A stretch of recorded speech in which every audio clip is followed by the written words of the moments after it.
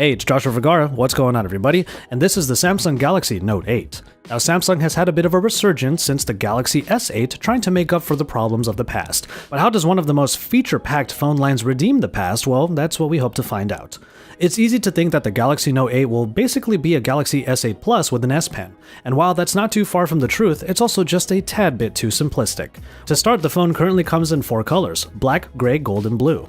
For the US market, there will only be the gray and black editions. That's why I went straight for the blue one, because I don't feel like I'll be able to use it anymore after this. So let's get the obvious part out of the way. The phone looks and feels a little bit big. Much like with the Galaxy S8 Plus, it has a screen that comes in at 6.3 inches. Think about that for a second. The Note line used to be known for its 5.7-inch displays, and now they're finding ways of extending it by 3/4 of an inch. Thankfully, we have the curved infinity display that helps with handling, but this is still not the most ideal phone to use in one hand. The display continues the trend of steeper aspect ratios, and it continues the other trend of taller and more narrow displays. The difference here is that the curves have been dialed back a tad, mainly because the phone itself is a little bit bigger, a little bit taller, and a little bit thicker all around. But it's hard to knock the size too much because that large screen size remains one of the most enjoyable parts of the Note. In order to make room for this, the Note 8 also catches up to the new design aspects like removing the tactile home button and capacitive keys, and a button basically underneath the screen that will vibrate when you press down hard enough. Speaking of buttons, the rest are all where you would expect, though the Bixby button now finds its way into the Note line. The next enjoyable part of the Note when compared to the Galaxy S line is the more premium experience. The Note generally tried to have better specs, and that philosophy returns in the Note 8. There's one obvious spot of discretion, however. The battery is 3300 mAh. While we always would prefer a bigger battery for better longevity, we also kind of understand what the motivations were here.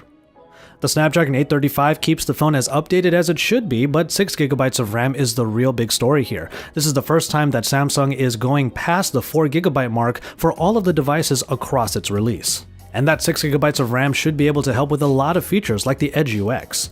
It gets one useful update for the multitaskers out there. Users have told Samsung that due to the large screen, multi-window has been utilized a bunch. For those users, the Note 8 adds in dual app shortcuts called App Pair. They can be created in the home screens or nestled in the edge panels for easy access. And they open up 2 user-defined applications at once in multi-window automatically. There are a lot of different combinations that would help with multitaskers out there, like the calendar and the email app, or in my case, pretty much YouTube and anything else. Which brings us to the S Pen, the main extra for any Note device.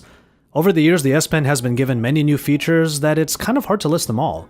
Open up the Pen Command menu and you'll see all of the different features: smart selection, note creation, screen capture, and there's even an option for using the pen and all of its brushes to do some coloring.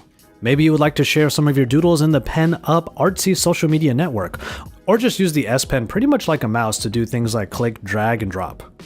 Translate has been updated so it can translate more than just single words at a time. And for the real note taker, the screen off memo that activates from standby can now record 100 pages of editable notes without the need to unlock the device first. Now, the main new feature here is actually a fun one, but it's still kind of practical. The Live Message, which records the user's path to writing a short message into an animated GIF. Added effects like sparkles and neon lighting give it a little bit more flair, helping to make pleasing GIFs that you can send to friends, significant others, or pretty much anyone that deserves that little bit extra. All of this is on top of the Samsung UI that continues to look about as streamlined as ever. The software on the Note 8 looks very similar to the one from the S8 with very few changes in the look. The updates are happening mainly in Bixby, where we were told that more voice commands will be made available, and we can expect more updates to the rest of the capabilities Bixby has, like Vision. We'll continue to test Bixby and see how every aspect gets better on the Galaxy Note 8. So with all of that out of the way, we can talk about the main addition to the Galaxy Note 8, the camera. As expected, the dual camera has made it to the Samsung ecosystem, adding that second lens on the back in an obvious black area. The black color to this whole area is a little bit jarring when you see it on every device, no matter what color it is, and it kind of adds a high level of contrast when you're using a non-black device. How it looks is kind of up to you, but these cameras really pack a punch. 12 megapixel dual pixel sensors with OIS in both lenses, and one lens is a 2x optical zoom at f2.4 aperture. 10x digital zoom is possible, but overall having OIS in both sensors is kind of a big deal. It will really help for when you go tighter into a shot and all of those jitters are actually being compensated for. The interface for the camera has changed a little bit to reflect this new hardware change. Live focus is not only still available, it is now kind of front and center. Much like the portrait modes from the iPhone and the OnePlus 5, the Note 8 will use a combination of the zoom lens and software-enabled depth of field to make subjects stand out from the background. But one really cool feature about this is that you get both photos. You get the picture from the zoom lens that has the depth of field, and you also get a picture from the regular lens, so you have both to choose from. We of course applaud the move to a dual camera setup, and so far it seems that Samsung is putting some real thought into their iteration.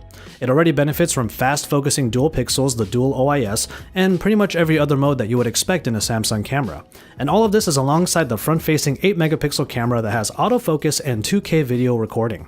We'll be putting all of these lenses to the test when we get our hands on our review unit. And so there you have it, the Samsung Galaxy Note 8. Consider for a fact that everything that I told you in this video is basically what is new, and there's still so many other features that you may or may not already be familiar with inside of the Galaxy Note 8. So far, the Galaxy Note 8 manages to be just slightly larger than its predecessor, but much bigger and badder in every other area that truly counts. The screen continues to be a sight to behold, adding a zoom lens gives people more shooting possibilities, and the S Pen remains one of the most useful tools for anyone that bothers to use it, especially for productivity. We're excited to get our hands on the Note 8 as always, and we will be bringing you our full review soon. Pre-orders start on August 28th with the phone going out on September 15th, and until that time you can continue to watch all of our coverage of the Samsung Galaxy Note 8 here at Android Authority. So like this video and subscribe to the channel if you haven't already to keep up with all of the great news and announcements regarding the Note 8, because we are your source for all things Android.